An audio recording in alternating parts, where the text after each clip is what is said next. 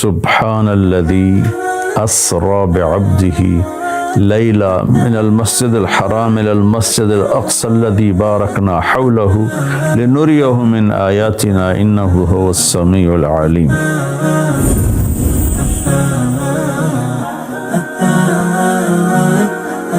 کہ 3 کپڑوں میں اٹھایا اور سارے خلا کے پردوں کو چاک کروا کے 7 آسمان کے دروازے کھلوا کر سدرۃ المنتہا پہ جبریل کی بھی بس ہو گئی کہ اس کے آگے اتنا بھی اوپر گیا تو جل کے راکھ ہو جاؤں گا، تو اس سے اوپر آپ تشریف لے گئے اور پھر عرش خوشی سے جھوم اٹھا۔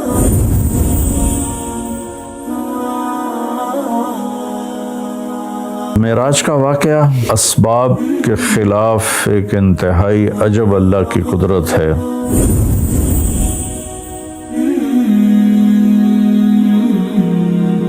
کہ اور اللہ کے محبوب کے درمیان جتنے نور کے پردے تھے اللہ نے سب ہٹا دیے۔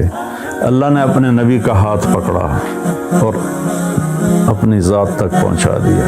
ہم اپنا ہاتھ اللہ کے نبی کے ہاتھ میں دے دیں تو ہم بھی اللہ کی ذات تک ہماری بھی پہنچ ہو جائے گی۔ السلام علیکم ورحمۃ اللہ وبرکاتہ۔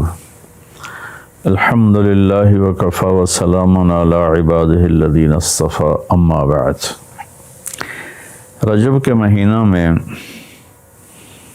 اللہ تعالیٰ کے نبی کو اللہ تعالیٰ نے اپنے پاس بلایا، جس کو ہم معراج کہتے ہیں، شب معراج، لیلۃ المعراج، اور اس کے لیے اہتمام بھی کیا جاتا ہے عبادات کا، خیرات کا۔ یہ اللہ تعالیٰ کی بہت بڑی قدرت میں سے ایک چھوٹا سا نمونہ تھا کہ 3 کپڑوں میں اٹھایا اور سارے خلا کے پردوں کو چاک کروا کے 7 آسمان کے دروازے کھلوا کر سدرۃ المنتہا پہ جبریل کی بھی بس ہو گئی کہ اس کے آگے اتنا بھی اوپر گیا تو جل کے راکھ ہو جاؤں گا، تو اس سے اوپر آپ تشریف لے گئے اور پھر عرش خوشی سے جھوم اٹھا۔ اہتز عرش الرحمن، عرش خوشی سے یوں جھوم رہا تھا۔ خوشی میں انسان بے خود ہو کر جھومنے لگ جاتا ہے، تو اللہ کا عرش جھومنے لگا آپ کی آمد پر، اور پہلی ہستی ہیں جن کا قدم اللہ کے عرش پر پڑا، اور اللہ تعالیٰ اور اللہ کے محبوب کے درمیان جتنے نور کے پردے تھے اللہ نے سب ہٹا دیے۔ اور السلام علیک ایھا النبی ورحمۃ اللہ وبرکاتہ۔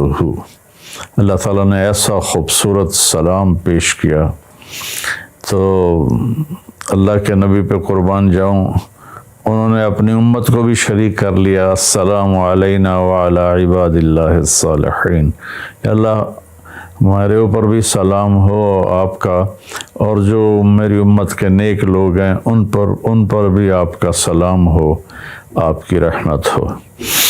تو معراج کا واقعہ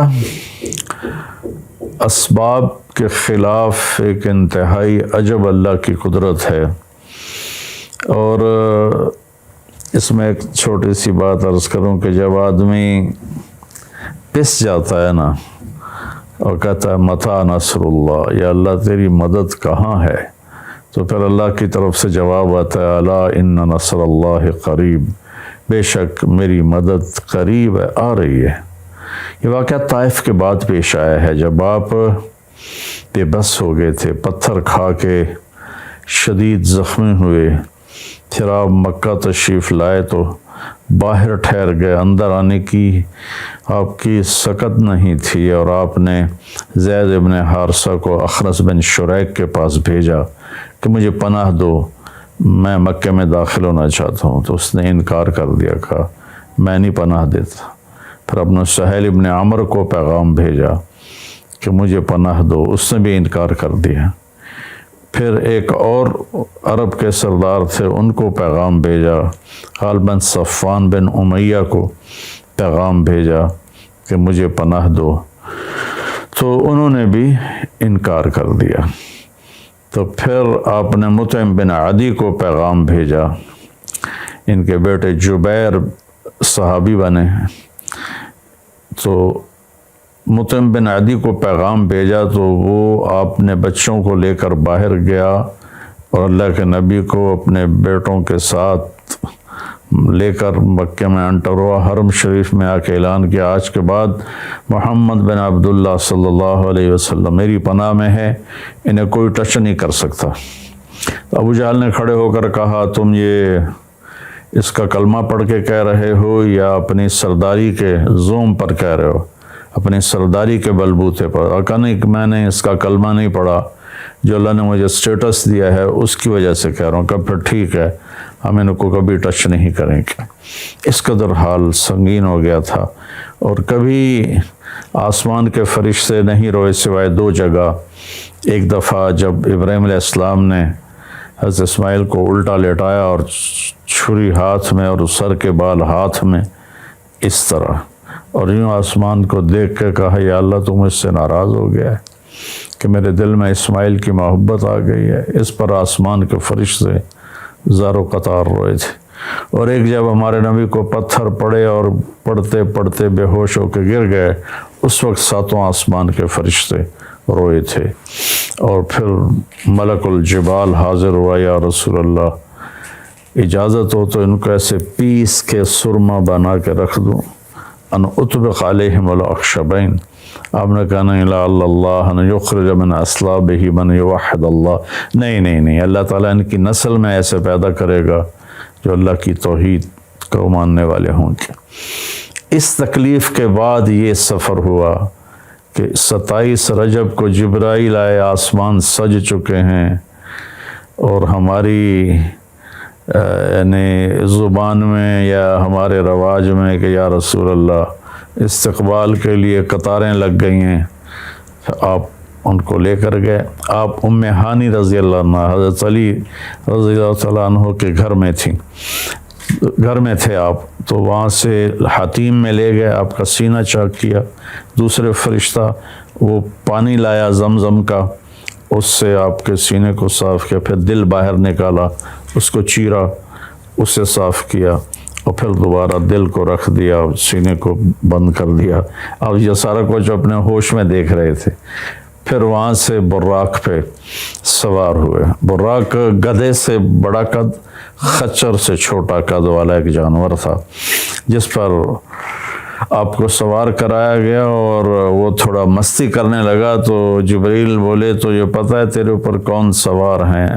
تو اس کے ساتھ ہی وہ ایک دم سر نیچے کر گیا، اور پھر وہاں سے پرواز کی بیت المقدس، اور وہاں آپ نے 2 نفل پڑھے اور ان کو وہیں چھوڑ دیا، اس کو براق کو وہیں چھوڑ دیا۔ وہاں سے پھر سفر شروع ہوا اللہ کی طرف۔ اس سفر کو اللہ نے یوں بیان کیا، سبحان الذی اسری بعبدہ لیلا من المسجد الحرام الى المسجد الاقصى الذی بارکنا حولہ لنریہ من آیاتنا انہ هو السمیع العلیم۔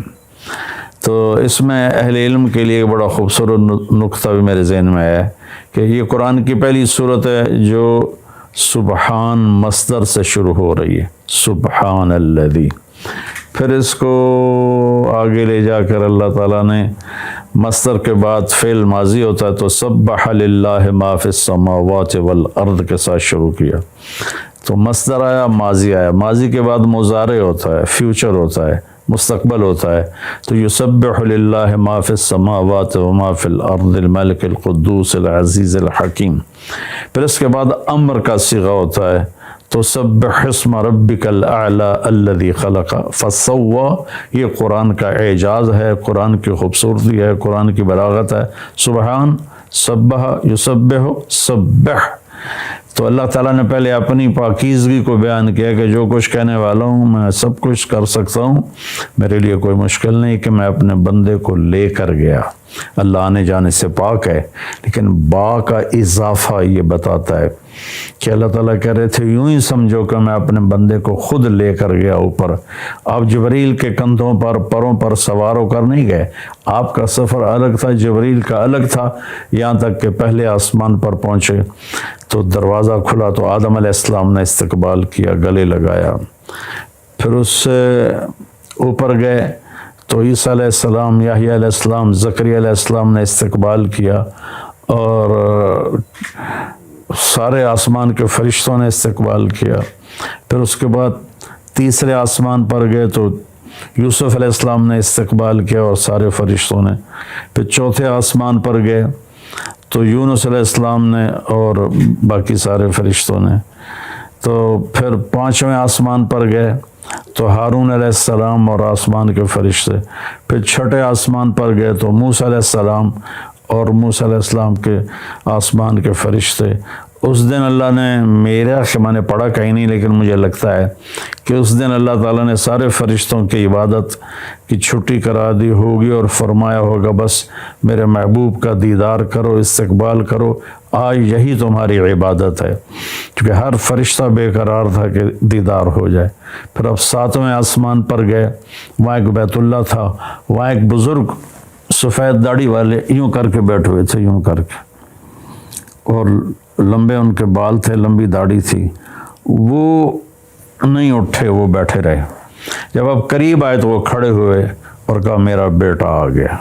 پہلے نبیوں نے کہا ہمارے بھائی آ گئے، ہمارے بھائی آ گئے، ہمارے نبی آ گئے۔ اس بزرگ نے کہا میرے بیٹے آ گئے، میرے بیٹے آ گئے۔ تو آپ نے جبریل سے پوچھا یہ کون بزرگ ہیں؟ تو انہوں نے فرمایا یہ آپ کے دادا ابراہیم علیہ السلام ہیں۔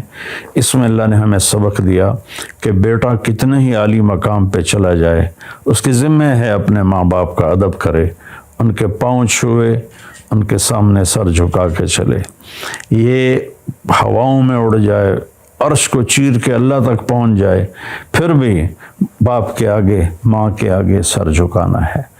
اور یہ سبق عملاً اللہ نے امت کو سکھایا، پہنچایا کہ اللہ تو جانتے تھے کہ یہ امت اپنے والدین کی کتنی نافرمان ہوگی، اور کتنے ماں باپ ہوں گے جو چھپ چھپ کے روئیں گے، کتنی مائیں ہوں گی جو دوپٹے کے پلو میں اپنے آنسو چھپا لیں گی اپنی اولاد کی نافرمانی کی وجہ سے، بدتمیزی کی وجہ سے۔ میرے نبی سے پوچھا گیا یا رسول اللہ قیامت کب آئے گی؟ تو آپ نے فرمایا اللہ کو پتہ ہے۔ کیا کوئی نشانی فرما دیں؟ ارشاد فرما دیں کہ جب مائیں بیٹیوں کے ہاتھوں ذلیل ہوں گی تو قیامت آئے گی۔ یعنی بیٹے تو کرتے ہی رہتے ہیں، اگر بیٹیاں بھی ماں کو ذلیل کریں گی تو قیامت آ جائے گی۔ تو یہ اتنا بڑا مقدس رشتہ ہے۔ آپ نے فرمایا جس نے اپنے والدین کو دکھ دیا اس پہ اللہ کی لعنت، زمین آسمان کی لعنت، فرشتوں کی لعنت، نہ اس کی نماز قبول ہے، نہ روزہ، نہ صدقہ۔ اور دوسری طرف آپ نے فرمایا جو صبح صبح ماں باپ کی زیارت کر لے تو صبح سے شام تک جنت کے 2 دروازے اس کے لیے کھل جاتے ہیں، نہ حال پوچھا نہ خدمت کی، صرف آ کے زیارت کی محبت کی وجہ سے، شام کو آ کے ان کی زیارت کی تو صبح تک جنت کے 2 دروازے اس کے لیے کھلے رہیں گے۔ پھر ان میں کوئی ایک فوت ہو جاتا ہے اور یہ اس ایک کی بھی ایسے زیادت کرتا ہے، زیارت کرتا ہے، ایک دروازہ کھلا رہے گا۔ تو یہ اس میں ایک بہت بڑا سبق تھا ماں باپ، چونکہ پہلا قصور تو ماں باپ کا ہے کہ وہ بتاتے ہی نہیں، وہ تعلیم ہی نہیں دلاتے جس سے پتہ چلے کہ ماں باپ کا مقام کیا ہے۔ اسی میں ہماری نسل ڈپریشن کا شکار ہو گئی۔ تو انہیں کیا پتہ باپ کون ہوتا ہے، ماں کون ہوتی ہے؟ تو آپ وہاں سے تشریف لے گئے تو سدرۃ المنتہا، جہاں بارڈر آ جاتا ہے ان مخلوقات کا، بارڈر پر جبریل نے کہا یا رسول اللہ بس آگے میرے پاس ویزا کوئی نہیں ہے، ایک بالشت بھی اوپر جائے، ایک گٹھ بھی اوپر جاؤں گا تو جل کے راکھ ہو جاؤں گا۔ تو اللہ نے ایک تخت اتارا، اس سے اپنے محبوب کو بٹھایا اور وہ گئے بلندیوں کو چیرتے ہوئے، اس نے عرش پر جا کر لینڈ کیا، آپ اترے اور میرے اللہ تعالیٰ نے کہا ثم دنا فتدلی فکان قاب قوسین او ادنی۔ اللہ تعالیٰ نے اپنے محبوب کو اپنے قریب کر لیا، اتنا قریب کیا کہ فاصلے مٹ گئے، فاصلے مٹ گئے۔ تو بھائیو اور پھر لمبا واقعہ ہے، لوگ آج کل اتنا لمبا سنتے بھی نہیں ہیں، تو میں صرف جانے کا بتا دیتا ہوں۔ واپسی کا بھی پورا ایک کہانی ہے، جنت دکھائی، جہنم دکھائی، جنتی دکھائے، جہنمی دکھائے، سارا کچھ دکھایا، سود خور دکھائے، بے نمازی دکھائے، نمازی دکھائے، اپنے سب کو اپنی آنکھوں سے دیکھا، جہنم کو بھڑکتے دیکھا، جنت کو چمکتے دیکھا، جہنم کو دہکتے دیکھا اور جنت کو مہکتے دیکھا۔ یہ سب کچھ آپ نے اپنی آنکھوں سے دیکھا، اور پھر آپ واپس تشریف لائے۔ تو جب آپ پہنچے تو ابھی رات کا حصہ باقی تھا، اور رات گزری نہیں تھی جب آپ اتنی بڑی کائنات کا سفر کر کے واپس تشریف لائے۔ تو اس میں ایک بڑا سبق ہے، وہ یہ ہے کہ اللہ نے اپنے نبی کا ہاتھ پکڑا اور اپنی ذات تک پہنچا دیا۔ ہم اپنا ہاتھ اللہ کے نبی کے ہاتھ میں دے دیں تو ہم بھی اللہ کی ذات تک ہماری بھی پہنچ ہو جائے گی۔ اگر کوئی بڑائی کے سفر طے کرنا چاہتا، بڑا آدمی بننا چاہتا ہے کہ میں تو جی گریٹ مین بننا چاہتا ہوں، میں کامیابی چاہتا ہوں، میں سکسیسفل لائف چاہتا ہوں، تو کامیابی ہے کہ میرا آپ کا اللہ ہم پہ راضی ہو، جب ہم مریں تو وہ ہم سے خوش ہو کر ملے، ہمیں جنت کا پروانہ دے۔ یہ ہے کامیابی۔ یہ نہیں کہ آپ بڑے مالدار بن گئے، آپ امریکہ کے صدر بن گئے، یہ نہیں ہے۔ کامیابی یہ ہے کہ آپ سے، مجھ سے اللہ راضی ہو جائے، یہ سب سے بڑی کامیابی ہے۔ تو اللہ تعالیٰ کے نبی کے ہاتھوں میں ہاتھ دے دے تو اللہ تک پہنچائی آسان ہو جائے گی۔ ایک واقعہ سنا کے ختم کرتا ہوں۔ ایک بدو آیا، کہنے لگا ہے محمد، آپ نے کہا جی۔ آپ بدتمیزی کا جواب بدتمیزی سے نہیں، پیار سے دیتے، جی تیری 3 باتیں بڑی عجیب ہیں۔ آپ نے کہا کیا؟ تو کہتا ہم باپ دادے کا دین چھوڑ کے تیرے دین پہ آ جائیں گے، ہم کیوں چھوڑیں باپ دادے کا دین؟ کہا اچھا، اور؟ تو کہتا ہے کہ ہم مر کے مٹی ہو جائیں گے اور پھر دوبارہ زندہ کیے جائیں گے۔ کہا اچھا، اور؟ تو کہتا ہے سورے عرب کو تیری امت فتح کر لے گی، ایران اور یورپ کو بھی تیری امت فتح کر لے گی۔ تو یہ کیسی بچوں والی باتیں کہا، ان کو روٹی نہیں ملتی، اور یہ سنا رہا ہے ان کو کہ اس سے کیسر اور کسرا 2 بڑے بلاک تھے اس وقت۔ تو آپ نے مسکرا کے فرمایا انشاءاللہ تیری عمر لمبی ہوگی، تو دیکھے گا کہ سارا عرب و عجم میرا کلمہ پڑھے گا، پھر تو دیکھے گا کہ سارا عرب و عجم یہاں مدینہ ڈھک کے آئے گا، اور پھر تو دیکھے گا کہ اللہ تعالیٰ قیامت کے دن تجھے بھی کھڑا کرے گا، مجھے بھی کھڑا کرے گا، اور میں تیرا ہاتھ پکڑ کے تجھے یاد دلاؤں گا کہ ہو گیا یہ زندہ ہونا کہ نہیں ہوا۔ تو وہ کہنے لگا نہیں میں نہیں مانتا، تو چلا گیا۔ اس نے پھر ابوبکر صدیق کے دور میں دیکھا سارا عرب فتح ہو گیا، کہنے لگا پہلی بات تو پوری ہوگی، ساری قوم نے کلمہ پڑھ لیا۔ حضرت عمر کا زمانہ آیا تو کیسر اور کسرا پٹ گئے، تو کہنے لگا دوئی گل بھی پوری ہوگی، ہن باویں تری ہو ہی نہ جاوے کدائیں، چلیے بھائی کلمہ پڑھیے۔ تو وہ وہاں سے اپنے علاقے سے آیا، حضرت عمر کے دربار میں آ کر اس نے کلمہ پڑھا۔ جب وہ آپ کی محفل میں آتا آپ اس کے لیے کھڑے ہو جاتے، بڑا اکرام کرتے۔ تو ایک دفعہ فرمایا کہ تم دیکھتے ہو میں اس بدو کا بڑا اکرام کرتا ہوں، میں اس محفل میں تھا جس میں اللہ کے نبی نے کہا تھا کہ رہے گی تیسری بات تو تیرا ہاتھ پکڑ کے بتاؤں گا کہ ہوئی کہ نہیں ہوئی، ہم مر کے زندہ ہوئے ہیں کہ نہیں ہوئے، اور قیامت کا دن جس کا ہاتھ میرے نبی کے ہاتھ میں آ گیا وہ جنت میں پہنچانے سے پہلے کبھی نہیں چھوڑیں گے۔ تو یہ وہ شخص ہے جس کا ہاتھ میرے نبی نے پکڑا ہوا ہے، اس کو جنت تک پہنچا کے چھوڑیں گے۔ تو میرے عزیزوں، میرے بھائی بہنوں، بچوں بچیوں، ہم مختلف قسم کی نافرمانیوں کا شکار ہیں، اور اس میں ہم لذت ڈھونڈتے پھر رہے ہیں اور فرسٹریشن کا شکار ہیں۔ ہماری نئی نسل نشوں پہ لگی ہوئی ہے، اللہ کے واسطے سب سے ہاتھ چھڑا کر اللہ کے نبی کو اپنا ہاتھ پکڑا دو، وہ آپ کو یوں پکڑیں گے اور اللہ پاک سے جا کر ملا دیں گے، اور فرشتے بھی آپ پر رشک کریں گے۔ یہ واقعہ معراج کی اصل تھیم ہے، اور واقعہ معراج کا اصل پیغام ہے کہ کی محمد سے وفاتوں نے تو ہم تیرے ہیں۔ یہ جہاں چیز ہے کہ لوح و قلم تیرے ہیں۔ السلام علیکم۔